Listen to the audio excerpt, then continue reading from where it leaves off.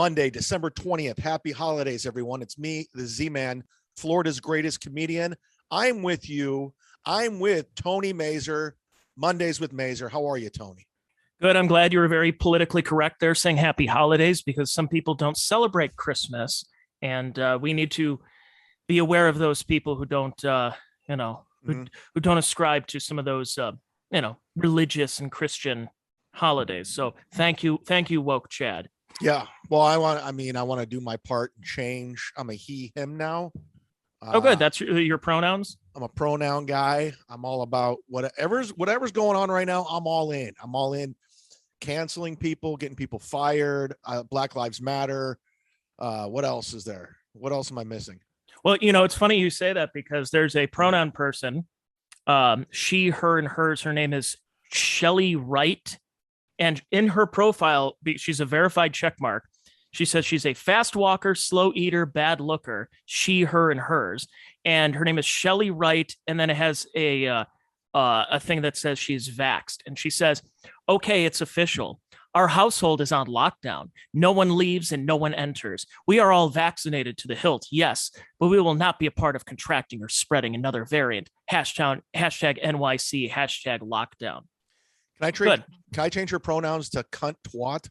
Yeah, or fuck off.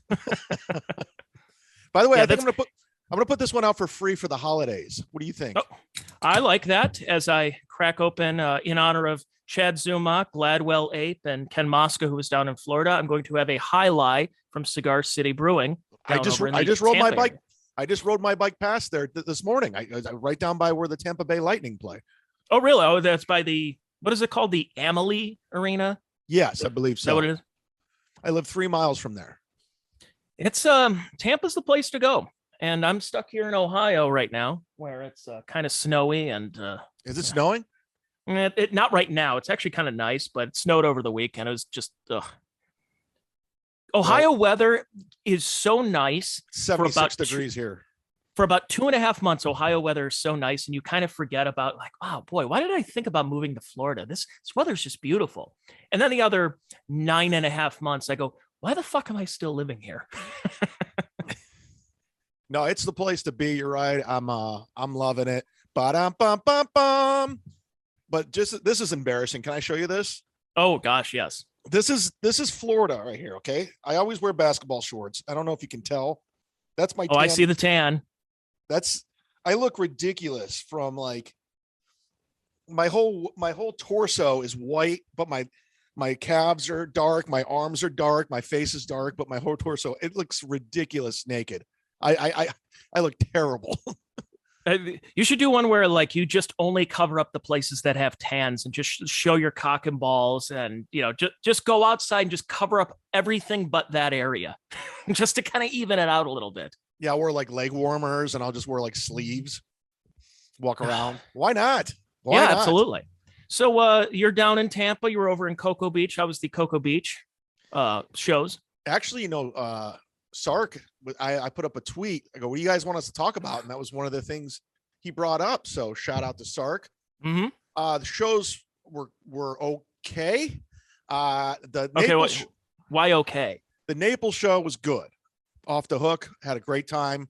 Thanks to a couple people came out from the podcast. I don't know if they came out from the Patreon, but that was fun. That was on a Wednesday, and then I had Thursday off. Then I drove out to Cocoa Beach to perform at a club called Gregory's. And Ken Mosca from MLF flew down for a little R&R to get away, and he came out to the show. We had this amazing steak dinner. It was phenomenal. The place is really cool looking. So I'm like, all right, we're off to a good start. And then we get there, they're understaffed. Everyone's hammered in the audience. I mean, hammered. They started a half hour late, and it was just a shit gig, hell gig of me for fucking, I cut it short. I only did 35. I was supposed to do 50 because I couldn't hear myself think with all the heckling going on. I just had to do crowd control, and it was just brutal. But the very next night, it was like night and day. It was a great show, great crowd. It was unbelievable. It was really so much fun. So was that Thursday or Friday you were there? I was there Thursday and Friday. Thursday and Friday. So the first shows, the drunk shows, were a Thirsty Thursday, right? So people are probably just trash. They already started their Christmas vacation and they're like, yeah, let's get fucked up. Let's go to Cocoa Beach. Is that what happened? I think so. They were, I guess from what I understand, the food was phenomenal, but they were incredibly understaffed. So they just walked out they didn't even eat. So they just kept drinking. Oh, okay. And I'm like, oh, fuck, man, this is not going to be good. Especially when you have someone like Ken Mosca who's there, who flies down. He wants to see you and he's getting away. And, he hears about you being a good comic. It's just, you can be the greatest. You could be Louis C.K., which we'll segue into next, I'm assuming. Yeah. But you still can't control a crowd like that. I mean, you can dig deep and you have certain go-to lines that you can try to bring people back. But man, that sucks. It sucks when you can't do anything. You just got to sit there or stand there on stage and just look into the back of the crowd. Then you look at your watch and go, oh God, I got 25 more minutes left. Yeah. And I texted Ken, because he didn't come to the second show on Saturday because he wasn't feeling well. I was like, you picked the wrong fucking show to go to, man. But it was a lot of fun. I want to shout out to Dylan Jones, who just signed up to my Patreon. He was a longtime listener of MLC, loved the show, and he told me this amazing story. He's in the armed forces, and he was overseas listening to Misery Loves Company. He told me this crazy story about how they got bombed, and they're shooting missiles at their base, and he was working out at the time listening to the show, and as I was laughing at something Kevin's saying, it got hit by a missile. So, really? It was so intense. He was telling me all these stories about this being in the shit, but it was it's pretty funny. And these I'm Kmart Ready shirts are selling like fucking hotcakes, man. They're selling like the ices they used to sell there at the K Cafe. It's just like the Kmart logo, but it's selling. Everyone wants it. It's weird. It's nostalgia. People love nostalgia. It's big business nowadays. Yeah, so it's really big. And I said I'm pretty sure this is illegal. I can't do it, but if you want one of these Kmart Ready shirts, just slide into the DMs and we'll work out. I sent one out to Paul in Sacramento, and then I sent one down to Tony. So just let me know, and I got all the sizes. I got everything. You said Ken's not feeling well. Does he have the COVID? I don't know. I didn't talk to him since he left, so maybe we will find out this Wednesday on MLF. What is he like all the other comics, both local and national, along with all the politicians who are now getting COVID?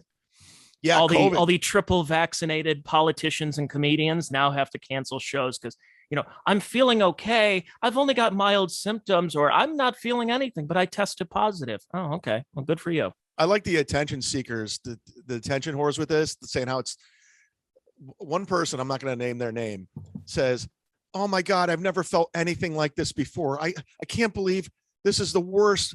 Please go get vaccinated. Meanwhile, they're vaccinated with booster shots. So why go get vaccinated? Like, why? What? How come? You've never gotten sick in your 31 years on this planet. You've never gotten sick where you've never even had it. I mean, if and I know who we're talking about, who used to be a big drunk. You're going to tell me that your COVID experience right now is worse than the hangovers you probably woke up with? It's just, that's what it is. I know. It's just ridiculous. It's insanity. And everyone's just using this for attention, public approval. And it just, shut the fuck up, everybody. I'm done with your COVID. This variant is weaker than any other variant that was out there.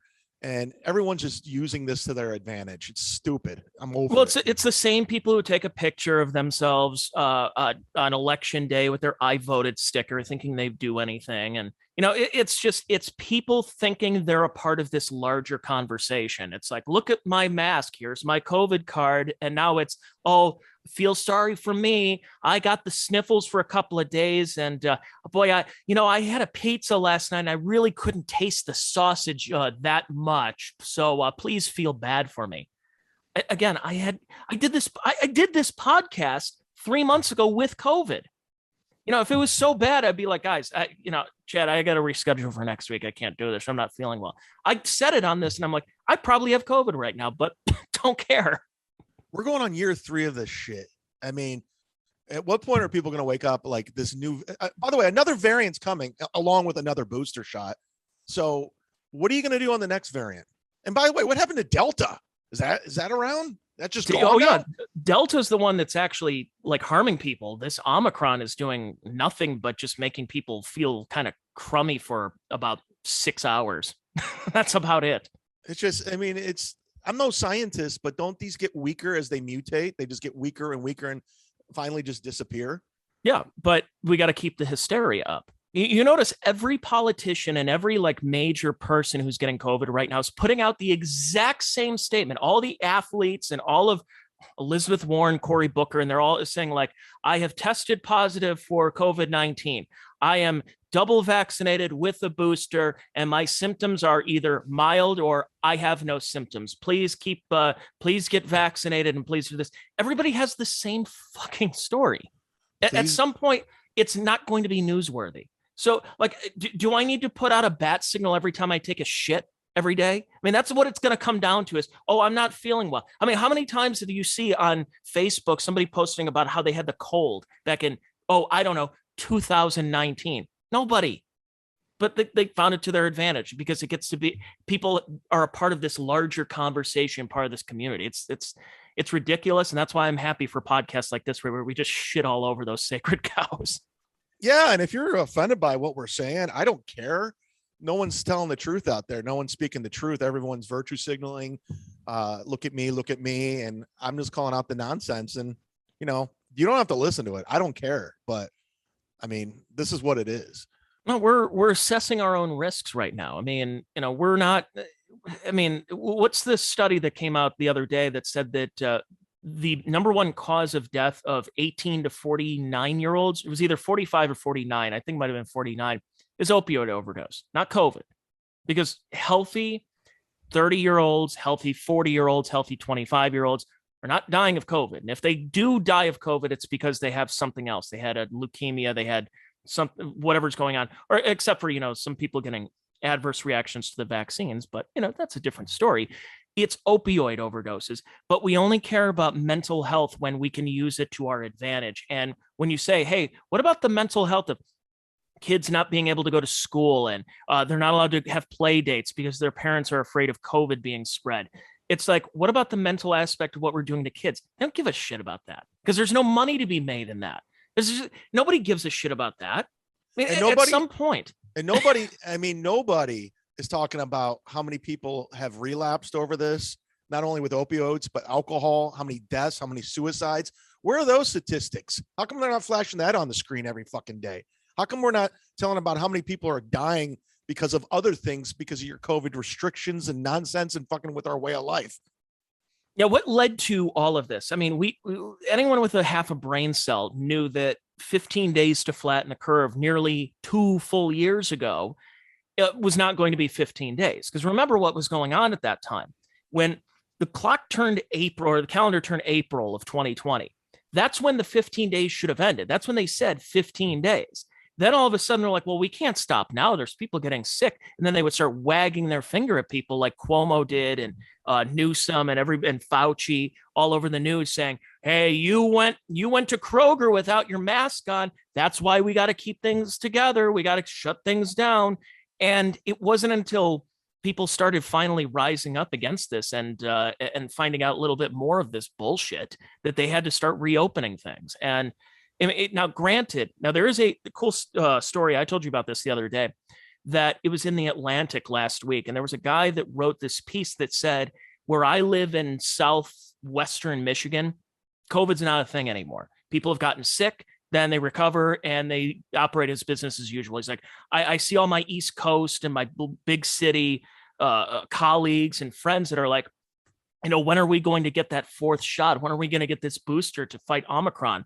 And he's like, yeah, a lot of people I know don't even have 1 shot and they're fine. They're operating. Life is, it's business as usual. But it really has gotten to the point where if you're in the big city right now, they care so much about COVID. When you go 20 minutes outside of any city in this country, it's just like, yeah, no, we're done with this. We didn't know at the time 2 years ago, but yeah, people have gotten shots. People didn't get shots. They wear masks. Some don't wear masks. Okay. And they operate as life is normal here. Let's just count all the lies, the greatest hits. Like you said, what, 15 days to flatten the curve? Mm-hmm. That was one. What was we're halfway there. That was, who said that? Like in October?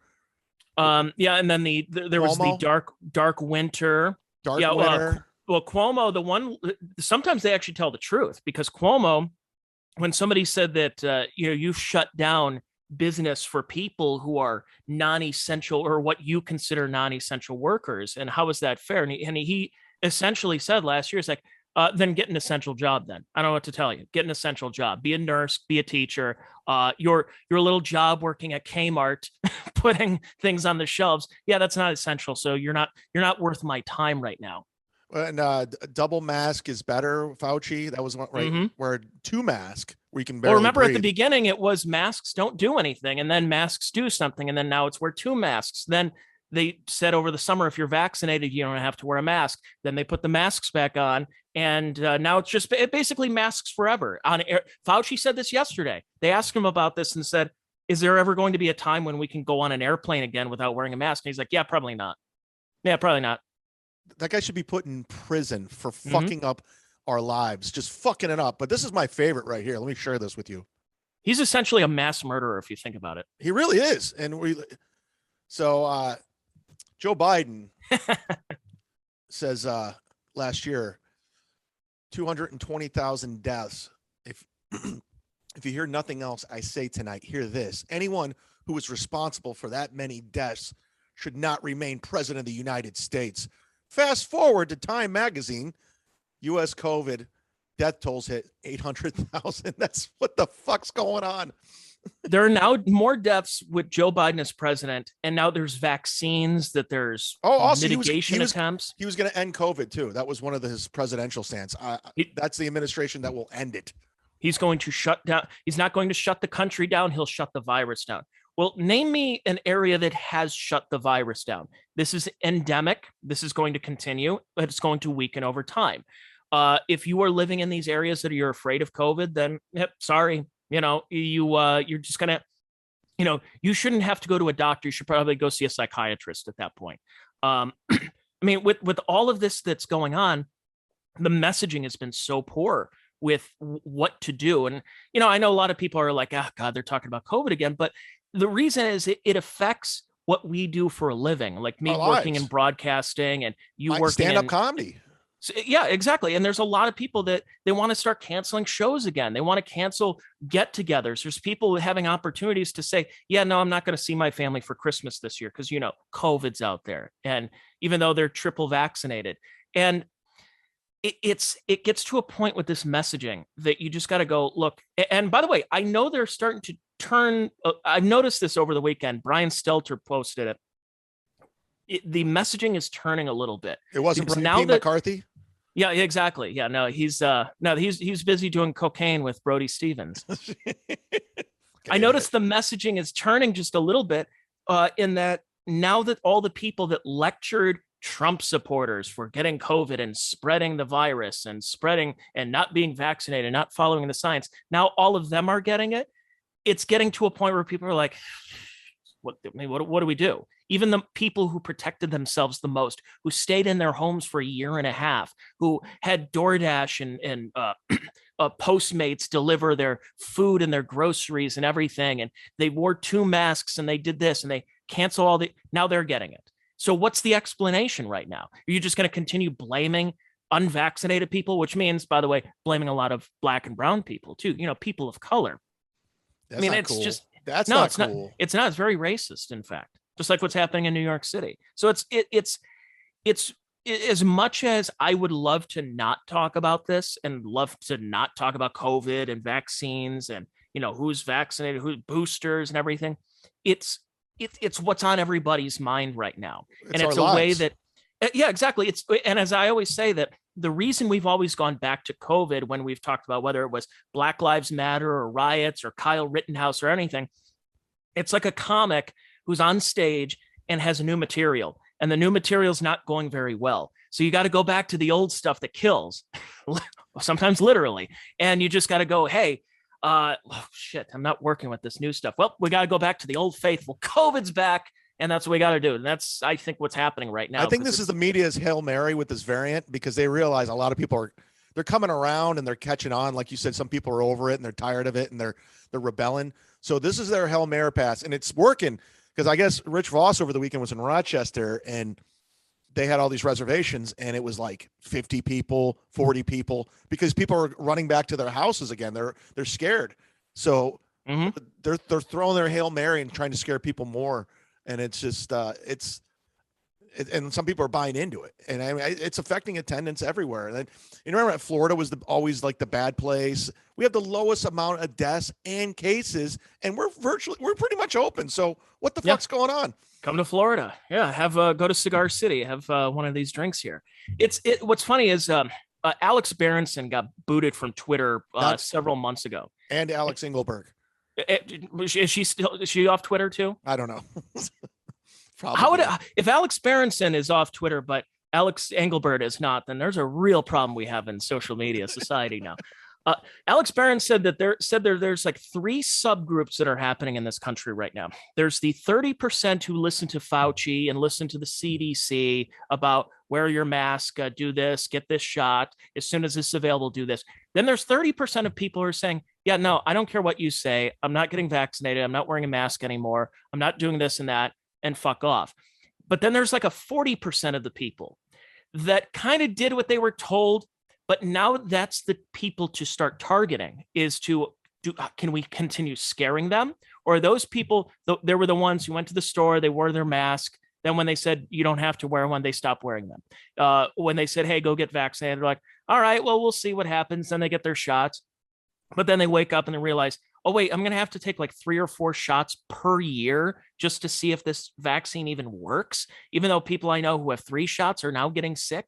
I don't know. So that 40% are people, that you kind of got to reach out to. And I think those are the people who are starting to wake up and going, when is this going to end? This cannot continue into year 3 coming up soon.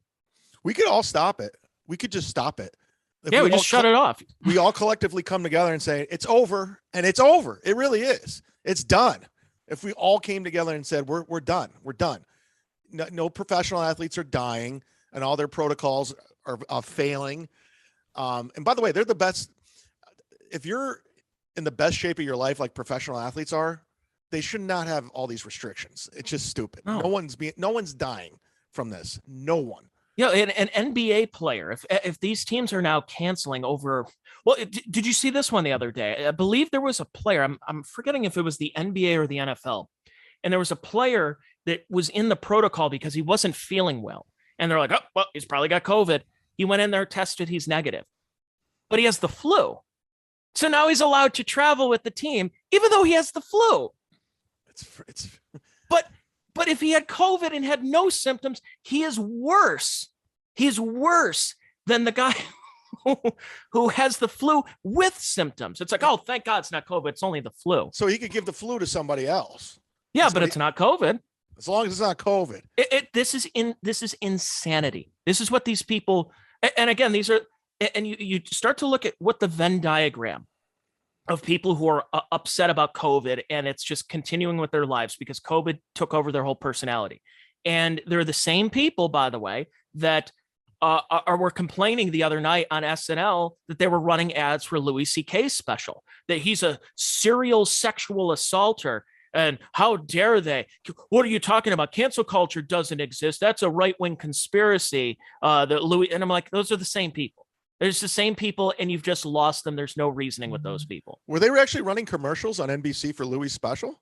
Apparently, he bought ad time during SNL on Saturday for that new Louis C.K. special, which I have not seen. You've seen it, though. I bought it yesterday, and it was phenomenal. I mean, it's Louis being unapologetic, and even though it's called Sorry, but he's doing, being sarcastic. And just doubling down, taking chances, going for it like a real fucking comic. It was great. He has a whole chunk on pedophilia that's brilliant. And I know, and he knows people are going to be pissed at it. He just knows it. He's like, go fuck yourselves. Ignore the noise. It inspired me. It really did. I was like, you know what? I want to do stand-up again. I'm like, I got gigs this week. I'm in Port Charlotte. Let me just get these plugs out of the way. If you're in the Port Charlotte area, Z-Man's coming, one of my favorite clubs, Visani's Comedy Theater. I'm going to be there the 22nd through Christmas Eve, doing 4 shows. And then on the 25th, Christmas Day, and the 26th, I will be with Greg Fitzsimmons at the West Palm Beach Improv. So I'm working Christmas Eve, Christmas Day, and New Year's Eve with our boy Brent Ernst at Side Splitters in Tampa. My 18th New Year's in a row. Please come on out. I'll have Kmart shirts ready to go. Absolutely. So, but watching those specials gives you a little bit of faith again in doing stand up. Like it's another jolt where every time you kind of, it's like that heroin drip when it's done like, right and when people are going for it. Yeah. Like if it's Bert Kreischer telling me fake stories, I'm good. But when it's like a real fucking, let's make some people feel uncomfortable. I love that. Let's do that. Louis changed the business model. I mean, is it for the better or not? Who knows? But he changed the business model several times on how to. I mean, Jim Florentine a week ago put out his his special on YouTube, and it's free. And I know Nick DiPaolo has done that. I believe the aforementioned Brett Ernst has done that as well. Shane Gillis, a lot of these people, they fund it themselves and put a Venmo link or Cash App and say, hey, if you like this, please support. Because ultimately, and I tell this to people all the time when it comes to podcasting, unless you're Tim Dillon at this point or Joe Rogan, you're not going to make a ton of money doing podcasting. You're not going to make a ton of money doing stand-up anymore. You're not going to make a ton of money working in any form of broadcasting. It's just, it's so watered down. But if you're going to do it because you're passionate about it and you understand that going in, you're not going to make a lot of money. It gives you an opportunity to say, hey, let's be creative. Let's see what we can do. If I'm not making Howard Stern money to work in radio or broadcasting or podcasting or anything, let's just go for it. Let's forget about the pitfalls, forget about the roadblocks, because there should be no roadblocks. I'm just going to say the funniest thing or the most daring and brave thing I can because I have the luxury to do so. I actually got inspired by watching Jim's special because he doubles down too. He goes hard in the paint. I watched Louis' special and I go, you know what? My birthday's at the end of the month. We're going into 2023. Nobody knows what the fuck's going on. I'm going to put every ounce of my energy into my health, my mental health, my physical health, and creativity. And I'm going to record a special at the end of the year, like my own special. I'm going to write new material and I'm going to really just, because I'm inspired to do it now. And I really want to, I don't have a special. I have my dry bar special that's supposed to be coming out, but I want to do like something. I'm inspired to like push it. Like, let's take some chances. I'm all in. That's great. I mean, I'm canceled. I'm already canceled. Yeah. Well, I want to talk about that. You said about canceled because those same people, I looked it up with talking about Louis, where they say that cancel culture isn't a thing. The fact that now those people, when they say cancel culture isn't a thing because Louis C.K. can still put out a special and still be popular. Now, cancel culture definitely is a thing. Their version of cancel culture means you go away forever. There is no redemption for somebody like Louis. There's no redemption for Shane Gillis. There's no redemption for a Nick DiPaolo or anybody else, or an Anthony Cumia who's gotten kicked off of Gavin McInnes. Any of these people, they don't want to see him again. They want them unpersoned. Like there is no, boy, I haven't heard from Alex Jones in like 12 years. What happened to him? Oh, he has a podcast. Well, good for him. I hope he's learned his lesson. No, 12 years is still too soon for these people. They want Louis. If they're not going to say that they want Louis dead, they just want him to never exist anymore. And what ends up happening is that you're going to have shitty triple vaccinated comedians tell dumb jokes that aren't even funny. Well, that's how the stories without a point. That's how the Cleveland comedy scene was with me. They just wanted me gone completely, regardless of redemption or what I was trying to do. And it's just they get this pack like mentality, this herd mentality where they just got to take you down and they'll do anything to do it and they won't stop at anything. I got this troll comic. I'm not even going to name his name, but he's like a fucking just a douchebag. His name rhymes with Kurt Breischer. No, it's just, well, he's not even a comic anymore. This guy, it's just some open micer who is doubling down on me every chance. I haven't spoken to this dude in almost 10 years and he hasn't probably performed comedy in probably 10 years. But he's just on me, and I'm not even going to name his name, but how do you even have the energy to just try to take someone down? Like just to keep going and going and going and going. I don't understand. Like I don't follow the guy. I don't call the guy. I don't text the guy, but he has this thing against me. Like it's his duty to take me down. It's unbelievable what the amount of time people have into. I mean, it's that whole thing where you are rent free in their head, that they can't stop thinking about you and other people that they like. Here's the one thing is whenever I tweet about something that I think is stupid or like a TV show or a movie, and people go like, don't you like anything? And I'm like, yeah, I do like a lot of things. It's just enjoyable to hate things. I like ripping on things on social media because it's more fun, it's more entertaining. But there's a lot of things I do enjoy. I don't just sit around thinking about things I hate all day just because it gets me to the next day where I can start hating on other things. I don't understand that mentality that people do. And the fact is, like, there's actors, there's comedians, there's people, I'm not a big fan of, but I don't spend more than 30 seconds thinking about them. And not just 30 seconds a day, 30 seconds, period. I don't think about these people. Like I shit on LeBron James quite a bit on Twitter and all that, but I got to be honest with you. He doesn't consume my thought process. I just have an idea or a thought, or I'll read something, I'll say something. And that's as far as it goes. Now, do I hate LeBron? I don't hate the guy, but I think he's a tremendous douchebag, and I don't want him anywhere near this young Cavs team. But that's as far as it goes. Like, and here's another thing. LeBron's a fucking billionaire, so who cares? Like, he doesn't give a shit what I think. Like, I'm just a dude.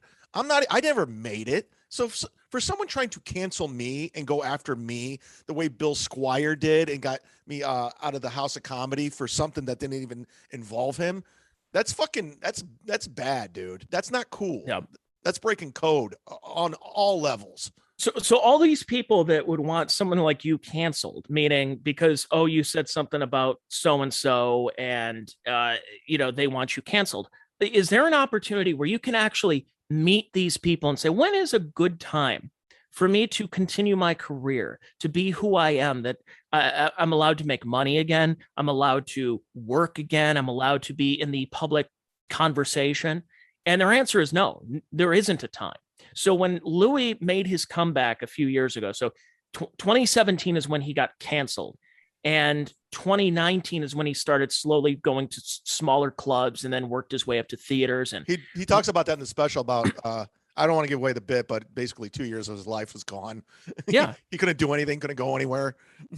So when he comes back, I remember arguing with people at the time where they're like, well, he's, of course now it's my fault because I'm an enabler, that I was told that I am enabling sexual assault and rape culture just because I bought a ticket to go see Louis C.K. perform. And I'm like, he's one of my comedic idols, one of the greatest to ever do the craft. And also that story is it's what you believe happened with the story, but that wasn't the truth.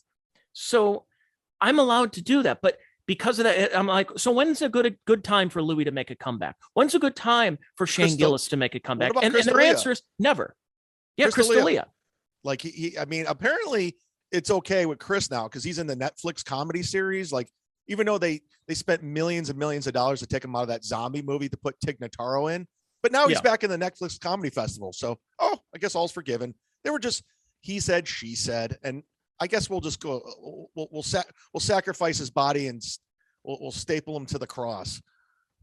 It's unreal how unreasonable these people are. I mean, they never want to see anybody that gets canceled, that's taken out, to have a Twitter account. They should never have a podcast. They should never be in any form of mainstream entertainment. They shouldn't work again. All these people get canceled, should they just change their names and go into witness protection because of your sensibilities? That's bullshit. And I'm so tired of hearing about this, where when they keep saying that cancel culture doesn't exist. It's like, no, Louis lost a lot. I mean, he had a movie that was about to come out. There was a premiere that had to get canceled. Even though, so he's not allowed to work anymore. He's not the Louis that he was 5 years ago, where he can headline any arena and any theater and everything. Now he's forced to go on his website to send this directly to his fans. But the mainstream people will be like, oh, Louis was in town? I remember him. Yeah, he was pretty funny. I heard about the masturbation thing, but yeah, I remember him. No, the true fans are coming to see Louis now. Up until about a year ago, he wasn't even advertising his shows on the website. He would announce it the week of because of the backlash and all the nonsense. And he slowly, and thank God for most comics, going to bat for him and protecting him. And, like I love the fact when his special came out, like the Shane Gillis's, the Doug Stanhopes, everybody was tweeting it out. I even saw Bert Kreischer. Wow. Yeah, Bert tweeted it out the other day, and so did Bobby Kelly and a bunch of other people. Yeah. I mean, come on, Bert. You might not be in with the Hollywood and Rosario Dawson. I don't know if they're going to like that. But I'm assuming he's going to have to. Well, then he'll have to apologize and say, Louis is as much as I've known him, everything, but I need to distance. It's kind of like doing the Paul Cicero. I'm going to have to give you $3,000, and now I'm going to have to turn my back on you. I love like when Seth Rogen and that camp, they all turned their back on James Franco. They literally turned their back on their friend. Mm-hmm. Oh, yeah. By the way, did you see that? We didn't get a chance to talk about this a couple of weeks ago, that back and forth that was going on with Seth Rogen when they were talking about the amount of crime that's happening in Los Angeles. And somebody said, like, if you want an update on what a shithole LA is right now, I got my car broken into. And Seth Rogen basically is just like, yeah, it happens. That's par for the course. I just leave my car unlocked. I don't keep anything in there. People have gone through my car all the time. It's not a big deal. I hate Seth Rogen. I don't find him funny. I don't find him entertaining. I think he's obnoxious. I don't know how that guy has a fan base. I really don't. He stinks. Seth Rogen sucks. And his whole suck ass to Hollywood and sucking up to the industry guys, like, fuck him. Fuck that guy. Well, remember, when's it going to get to the point when they're going to have to start apologizing for movies like The 40-Year-Old Virgin and Zack and Miri Make a Porno and some of those movies that like Knocked Up and Superbad? Yeah, go back and watch all the inappropriate stuff that's said. And by the way, I'm just saying, just on hypocrisy, like, I don't want that. I don't want these. I don't want anyone to get canceled or anything. But if you're going to go after other people, look at your work, you hypocrite. Yeah. Yeah. How many times they say retard and faggot in these movies? Not enough. Yeah, exactly. Just, watch the movie Waiting. I think I counted how many times they said fag and retard in the first 20 minutes. And it was like upward. It was close to 10, I believe. I could be wrong, but it was right around there. And I'm thinking to myself, every single one of these, Ryan Reynolds and Justin Long and all these other people in this movie, at some point, they're going to have to distance themselves from this. Just like Ace Ventura, that you have, Jim Carrey, who had to be very woke, and he's making fun of retarded people in the movie. And he's disgusted that he made out with Ray Finkel, who's now transgender. Who's now trans. Yeah. And he's disgusted. Finkel's Einhorn is Finkel. And then he's like throwing up and everything. It's like, and they're playing the Crying Game soundtrack behind him. That's highly transphobic now. Does he have to apologize? Hollywood is so full of shit. All these woke motherfuckers are just full of shit. And I'm calling you out. I'm calling out all your bullshit. It's over. It's over, man. I go, you guys, this whole grandstanding, look at me. I have a transgender son. Go fuck yourselves, all of you. And if you have a problem, follow me at Chad ZUmock. They're abusing their kids. They can't wait to put vaccine needles in their arms. They can't wait to call them whatever. By the way, I almost feel bad for gay people right now because gay's not in. Trans is in. Remember 20 years ago when you found out, oh, I'm dead, I'm gay, and it was like the most brave thing ever. We got to, just a clap for everybody and apologize for your homophobic grandfather who may have said fag at dinner one time. Now gay is not anything. No, gay doesn't mean anything. Gay's in. I mean, you got Lil Nas X. Gay. They got the gay pride parade. But they have to get to. But it's even more so. You can't just say, "Mom." It'll be like, "Mom, Dad, I'm gay." Yeah, that's nice. Pass the gravy. And it's just like, wow, it doesn't mean anything. But now trans is the new gay. Yeah, I guess you could look at it that way. Trans is the new gay. It's more shocking, and it's more. Should we get T-shirts made? Trans is the new gay. Yes. I'd wear that. And we brought queer back. Remember, queer was a bad word. Now it's a good word. Queer. Yeah, I have a bit in my act about the word queer, and it does very well. I know, and I think about 3 other Cleveland comics have the same exact bit now too. It's the same bit? Is it the smear the queer bit? Yeah, or is it the same premise? Well, it's the basically the premise of, what it is, like, hey, we used to be very politically incorrect as kids. We actually played a game called Smear the Queer, and then it would be like, tackle the faggot or something, or whatever the bit after that would be. So Yeah, it's kind of mine's one of different. those. Yeah, everybody, it's like Smear the Queer is one of the bits that you see with like open micers that they're doing, and like I didn't hear that bit until you started using that, and then all of a sudden I heard three other comics using the same bit. Yeah, I got to be honest with you. I don't listen to any Cleveland comics or watch their acts, so I don't know And what I know Cleveland. I know two of them you know very well who I believe do that same bit too. Whatever. You're welcome. You're welcome. Yeah. They have a Christmas ale bit, I think, too. Jesus. Fucking keep it. What else did people want to talk to us about today? There was I sent out a tweet. Where's the tweet at? Let's get through it. I said, what do you want us to talk about today? Adam Hughes, I did his podcast. He wants to hear our reaction to the Saturday Night Live debacle over the weekend, where they had to not have audience members because there was a COVID scare and they were all terrified for their lives. But they continued. The show must go on, Tony, even though there's only like 30 audience members. Well, my favorite is on SNL I haven't watched any of it, but what I do know is that they do all of their sketches. They're of course all vaccinated and they got their boosters. They do all their sketches, but at the end of the show, when they do the good night, everybody, thanks for watching. I want to thank the band and thank everybody. Have yourselves a good holiday. Get vaccinated. They're all wearing masks at the end, but you didn't the hour and a half that you were doing the show. And I saw somebody, like, I think Matt Walsh was saying it on Twitter, saying like they didn't wear masks the first hour and a half, but then at the very end of the show they had to put them on. And somebody's like, they're just trying to promote a good message. They're trying to show that, yes, even though you are vaccinated, you could still spread COVID. So please wear your masks right now. What? There's no reasoning with these. So the people. first half of the show, they weren't trying to send a message, but the second half they were. Well, they want to make sure, look, COVID, this is what a scary virus this is. COVID knows that when you're doing the show, that it can't spread, just like when you're sitting at the table at a restaurant. COVID doesn't spread when you're sitting there and eating your sandwich or drinking your beer, but COVID only spreads when you get up and you don't put your mask on when you walk out. You know that. Yeah. So it's the same thing with sketch comedy, is that you can do an hour and a half show on a Saturday night and not spread it. But at the end of the show, it comes out. Remember, that's why we had curfews last year, right? Isn't that why we had to shut everything down at 10 o'clock? I forgot about that. Was another one of the things that we had. We had curfews. Because COVID doesn't come out past 10. That's right. 9:59. It's waiting around the corner, wondering. It's like, when are these people about to leave? It's about time. I don't watch SNL, but I did watch when Bill Burr hosted, because it was like one of the first studio audiences back, and he did. But I remember Bill coming out of the door, with the band playing, like, ladies and gentlemen, Bill Burr.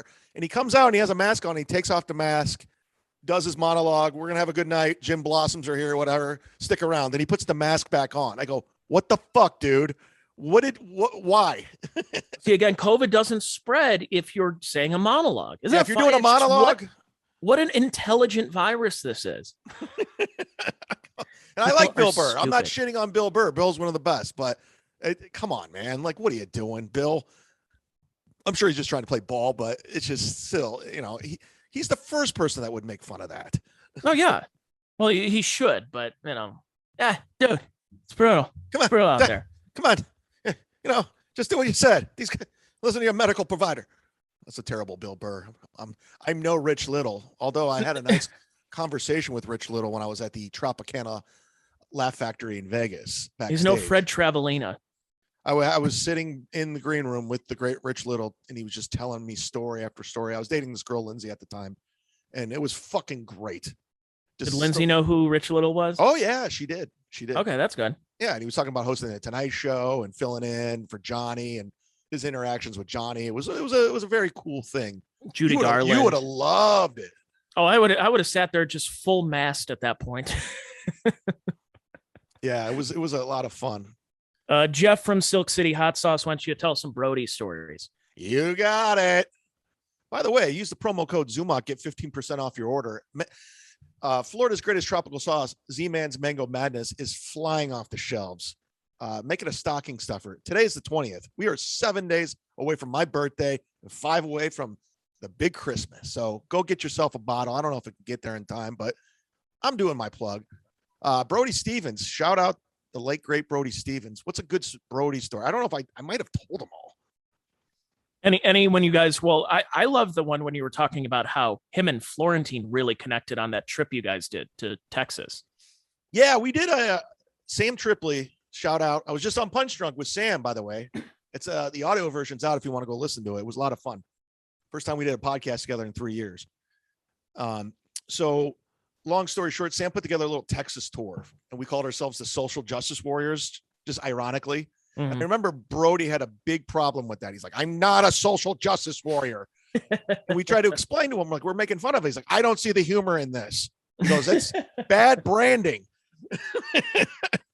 So I remember I missed the San Antonio gig because I had a show. So I flew in, I think, Houston, and they picked me up in the car. So they already did a gig together. Sam, Brody, and Florentine. I was coming in from St. Louis. And during that time, we would go out to lunch, kill time during the day. We got Airbnbs. But Brody and Jim, they would go off and have like side discussions and, sitting at the table having coffee and just like really going in it on like issues and stuff. And it was like honestly, the most normal Brody I've ever seen when he was serious, because you never really saw Brody very serious. He was always, yeah.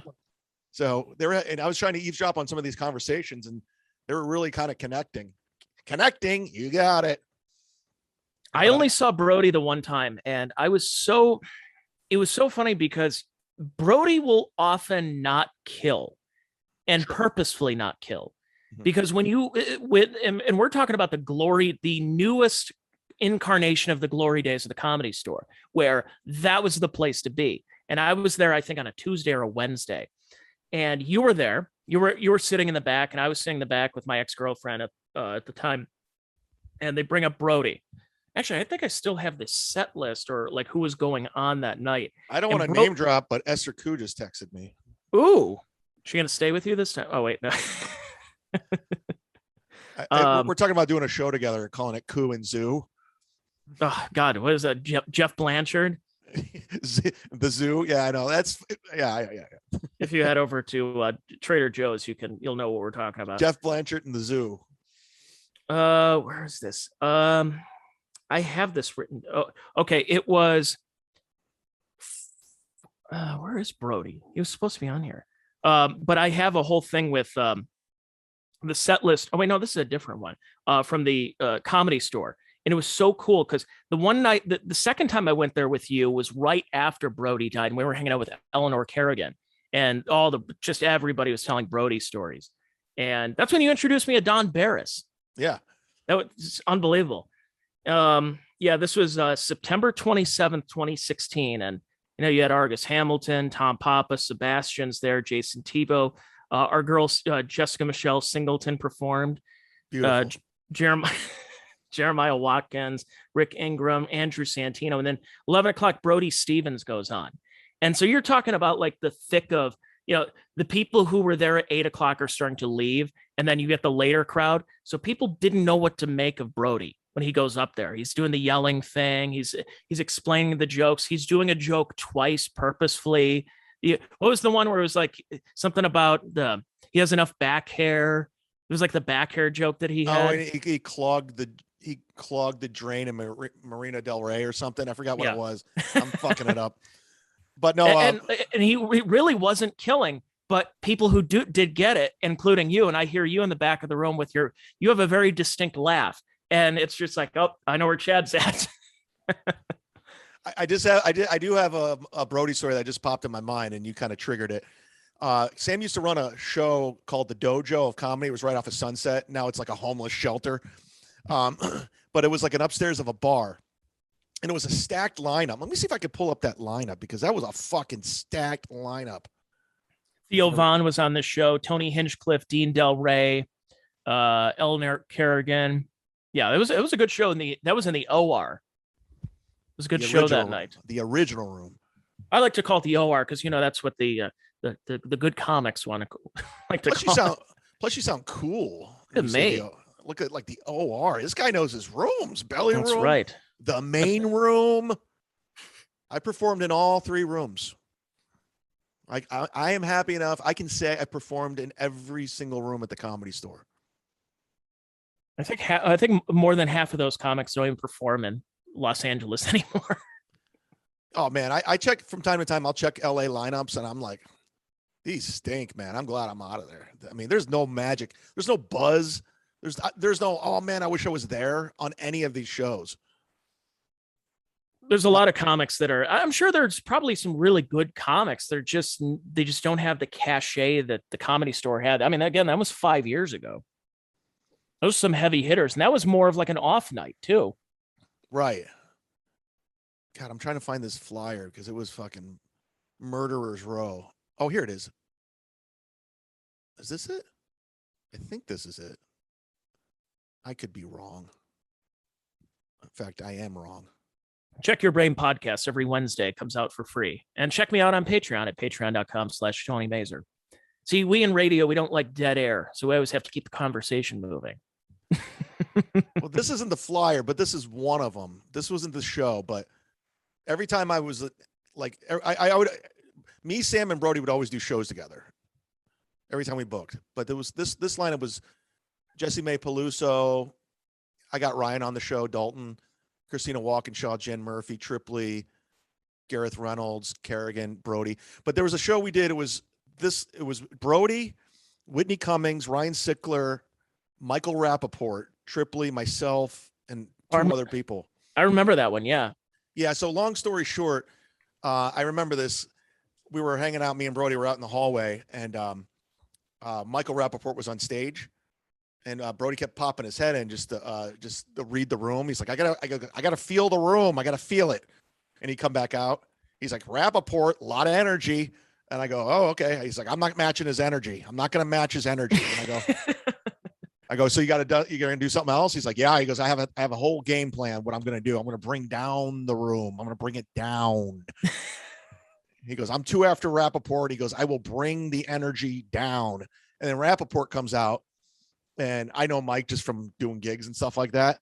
And he goes, hey, what's up, man? I go, hey, what's going on? And Brody's like, Michael Rapaport, I'm not matching your energy. And Rapaport's like looking at him like, who the fuck are you? he didn't know who Brody was or what the hell he was talking about. I'm not matching your energy. So. And you talk about comedians, and Brody's not a household name, but he is if you're a comedian. Oh, for sure. I encourage you. Hey, I was in The Hangover. I was in The Hangover too. Got my part cut or something like that. No, he was cut out of Funny People. Funny People, that was it. Yeah, he'd go through his credits. And he always say he was going to retire his old jokes, and he never did. He just kept telling them. He did his Comedy Central Presents. He's like, I'm retiring all these. He continued to tell them all. Oh, yeah. That's the mad genius of some comics. And he's not somebody who took himself too seriously on stage, even though he clearly he had his demons. But it was one of those cases where he's somebody that he understood the true craft and that it is a form of art.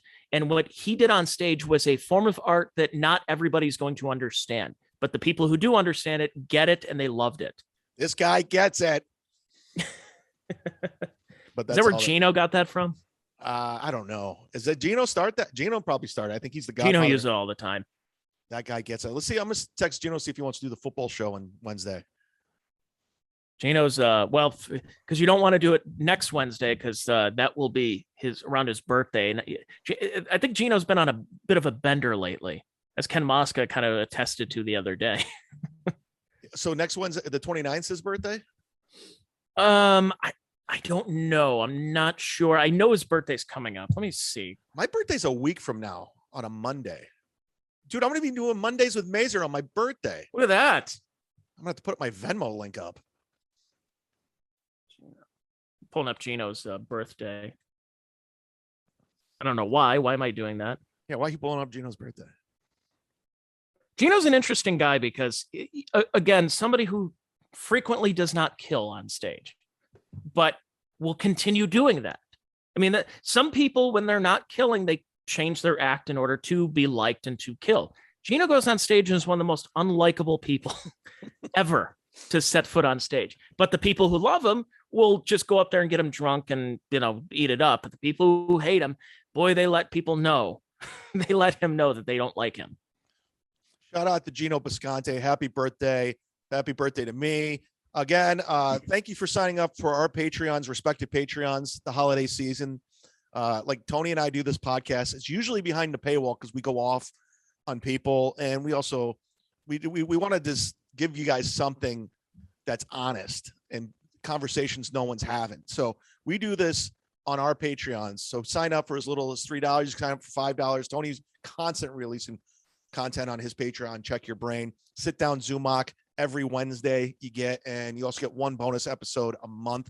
So that's patreon.com/sit-down ZUmock. And you can listen for free on iTunes on Tuesday, Spotify, wherever you get podcasts.